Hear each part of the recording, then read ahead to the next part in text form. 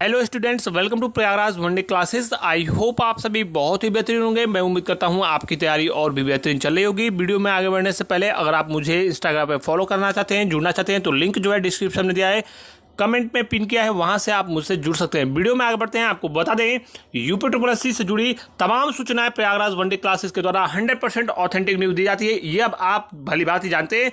जब भी हमारे पास इन्फॉर्मेशन होती है, जेन्युइन इन्फॉर्मेशन होती है, तभी मैं वीडियोस बनाता हूं और आपको इन्फॉर्मेशन देता हूं। दूसरी चीज़, थोड़ा बिजी शेड्यूल था जिसके कारण आपको प्रॉपर वीडियोस नहीं मिल पा रहा था। अब आपको चीज़ें कंटिन्यू मिलेंगी और 100% ऑथेंटिक इन्फॉर्मेशन आपको मिलेगी। सिर्फ कुछ लोगों का ऐसा उद्देश्य होता है कि उनको कहीं ना कहीं पैसे मिले, अर्थात एडवर्टाइजमेंट करके पैसे मिले, कोर्स बेच के पैसे मिले, या फिर खुद के कोई पेड कोर्स लॉन्च किए जाएं। मेरा ऐसा कोई भी उद्देश्य नहीं है। मैं ये बातें बार बार इसलिए कहता हूं कि कुछ लोग सिर्फ और सिर्फ कहीं ना कहीं जब भ्रमित करते हैं और आपको मिसगाइड करते हैं, यानी गलत इन्फॉर्मेशन देते हैं, रॉन्ग इन्फॉर्मेशन देते हैं, तो कहीं ना कहीं चीज़ें फिर कुछ लोग ऐसे हैं सिर्फ, तो फिर गुस्सा आता है ऐसे लोगों पर कि क्यों, जब इन्फॉर्मेशन नहीं है तो फिर आप अपनी अकॉर्डिंग स्पेकुलेशन के आधार पर आप इन्फॉर्मेशन देते हो।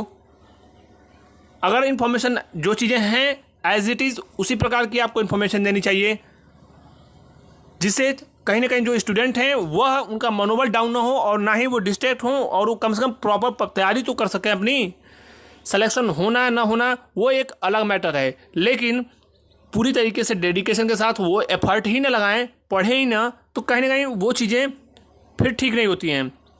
तो ऐसे नेगेटिव जो इन्फॉर्मेशन देने वाले लोग हैं, अपने अकॉर्डिंग चीज़ों को बताने वाले लोग हैं, इन लोगों को कहीं ना कहीं सुधार करना चाहिए। और जो चीज़ें हैं प्रॉपर चैनल है उसके थ्रू आपको वो चीज़ें बतानी चाहिए, जिससे छात्र कम से कम पढ़ाई कर सकें, डेडिकेशन के साथ उनकी पढ़ाई हो सके और वह कहीं ना कहीं सिलेक्शन में अपना पूरा फुल एफर्ट लगा सकें। हो या ना हो सिलेक्शन वो एक अलग मैटर है। तो पूरा मैं उनसे कहूँगा, ऐसे लोग हैं, कुछ लोग हैं, उनकी संख्या बहुत ही सीमित है, तो ऐसे लोगों को कहीं ना कहीं इन्फॉर्मेशन, जो जेन्युइन इन्फॉर्मेशन है, वही देनी चाहिए। यूपी पीईटी से होने वाली लेखपाल भर्ती के बारे में आपने कल शासनादेश देखा होगा। जो भी भर्तियां होनी है स्कूलों में, वो किस प्रकार से भर्तियां होंगी। 50% जो मानक सेट किया गया है, मैं पुनः बता रहा हूँ, जो मानक तय किया गया है उसमें 50% वाले लोगों को क्यों नहीं मौका मिलेगा। जब आयोग ने शॉर्ट लिस्ट किया जाएगा, ये बात बिल्कुल सही है, लेकिन किस आधार पर शॉर्ट लिस्ट किया जाएगा।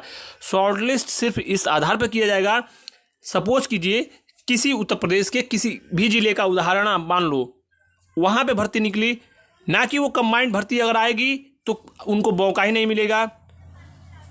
टाइपिंग टेस्ट होना है, इसमें हिंदी इंग्लिश की टाइपिंग टेस्ट होगी, SSC मांगा जाएगा। और जब स्थानीय स्तर पर भर्तियाँ होंगी, यानी क्या छात्र संभव है कि भरे, लखनऊ वाला या फिर किसी प्रयागराज में तैयारी करने वाला छात्र संभव भर भी सकता है, नहीं भी भर सकता है। तो इस प्रकार की चीज़ें नहीं बतानी चाहिए। जो प्रॉपर चीज़ें हैं उसी प्रकार की चीज़ें चलेंगी। आप डेफिनेटली तैयारी करिए। और जिनके 60% भी हैं, क्या जनरल वाला कैंडिडेट, सपोज कीजिए ST का कैंडिडेट क्या 60% होगा, तो क्या संभव है उसका सिलेक्शन ना हो? उसके लिए भी 90% होना चाहिए। हो सकता है ST का जो लड़का है उसके 60% पे ही हो जाए सिलेक्शन। तो बिल्कुल आप तैयारी कीजिए और फॉर्म डेफिनेटली भरिए, चाहे जहां भी आपको मौका मिले आवेदन अवश्य करिए, चाहे आप जिस कैटेगरी के हों।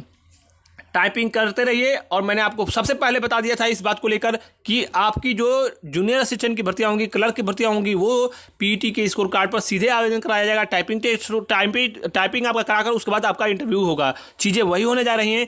और पुनः मैं आपसे कहूँगा, प्रॉपर अपने डेडिकेशन के साथ, फुल एफर्ट के साथ तैयारी करते रहिए और हिंदी इंग्लिश की टाइपिंग भी कीजिए। और जिनके पास BSc में अगर साइंस है, अगर आपका CS है, कंप्यूटर का कोई एक सब्जेक्ट है 10+2 में, 10th में, या फिर अगर आपने BTech किया है CSIT से, तो डेफिनेटली आप आवेदन कर सकते हैं। दूसरी सूचना लेखपाल भर्ती को लेकर है। लेखपाल भर्ती में कहा जा रहा है कि क्या 99%, 98, 97 वाले ही परसेंटाइल वालों का ही होगा। ऐसा कुछ नहीं होने वाला है। आवेदन सभी से लिया जाएगा और बिल्कुल ये सार्थक कदम है, यानी ये बहुत ही सही कदम है। सपोज कीजिए किसी के 99% हैं, वह आवेदन ही नहीं करना चाहे लेखपाल में, यानी वो सिर्फ लोअर PCS के लिए आवेदन किया हो, तो क्या ये लोग, सिर्फ आयोग उन लोगों को शॉर्टलिस्ट करेगा? फिर कैसे हो पाएगा? भर्तियाँ भी कैसे होंगी आखिरकार? आवेदन सबसे होगा, कैटेगरी वाइज होगा। आप पूरे सभी छात्र चाहे 50 परसेंटाइल हो, जितने भी आपके परसेंटाइल हो, आवेदन सबका लिया जाएगा। 20 गुना मैक्सिमम अभ्यर्थियों को शॉर्ट लिस्ट किया जाएगा पूरे कैटेगरी वाइज, यानी जनरल का 20 गुना, ओबीसी का 20 गुना। उदाहरण के लिए जो भी 15 से 18 गुना 20 गुना मैक्सिमम अभ्यर्थियों को बुलाया जाएगा, तो कैटेगरी वाइज अभ्यर्थियों को शॉर्ट लिस्ट किया जाएगा। उसके बाद आपकी चीज़ें आगे बढ़ेंगी। बहुत सारे ऐसे बच्चे हैं जिनके पास CCC नहीं है, तो ये लोग भी वंचित होंगे। बहुत सारे लोग आवेदन ही कहीं नहीं करेंगे। कैटेगरी वाइज हो सकता है SC ST EWS में बच्चे न मिलें आपके, तो कहाँ से सीटें भरेंगी। तो पुनः मैं कहूँगा कि आप आवेदन करते रहिए। मैंने एक नॉर्मल आपको बताया है कि 90% वाले जो जनरल में हैं वो बिल्कुल उम्मीद रख सकते हैं। दूसरी चीज़ 80 परसेंटाइल से प्लस वाले जो छात्र हैं वह अन्य कैटेगरी के जो भी SC ST EWS के आसपास जो भी कैटेगरियाँ हैं उनमें उम्मीद रख सकते हैं। बाकी बहुत सारे ऐसे अभ्यर्थी हैं जो आवेदन नहीं करेंगे लेखपाल में। बहुत सारे ऐसे लोग हैं जो आपके CCC के कारण बाहर हो जाएंगे। और एग्जैक्ट जब आपका डेटा आ जाएगा कि 15 गुना बुलाया जाएगा या 20 गुना, तो ये मान कर चलिए कि 95 के आसपास जनरल पे फिर सिलेक्शन होगा और 85 परसेंटाइल के आसपास जिनका भी होगा वो शॉर्ट लिस्ट होंगे। थोड़े से फीमेल्स और एक्स सर्विसमैन इनका कम हो सकता है।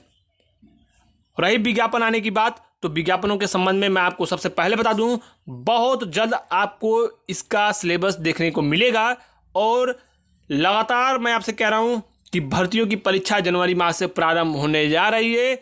इलेक्शन में चुनाव आचार संहिता लगने से कोई भर्तियों पर प्रभाव नहीं पड़ेगा। परीक्षाएं होंगी, लगातार होंगी, रिजल्ट भी आएंगे।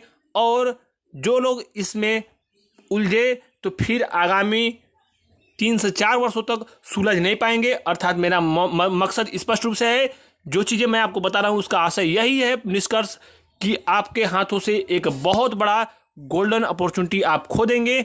दूसरी चीज़ ANM और जो स्वास्थ्य विभाग से संबंधित भर्तियाँ होनी हैं उसके संबंध में ऑनलाइन आवेदन की प्रक्रियाएं जल्द प्रारंभ होगी।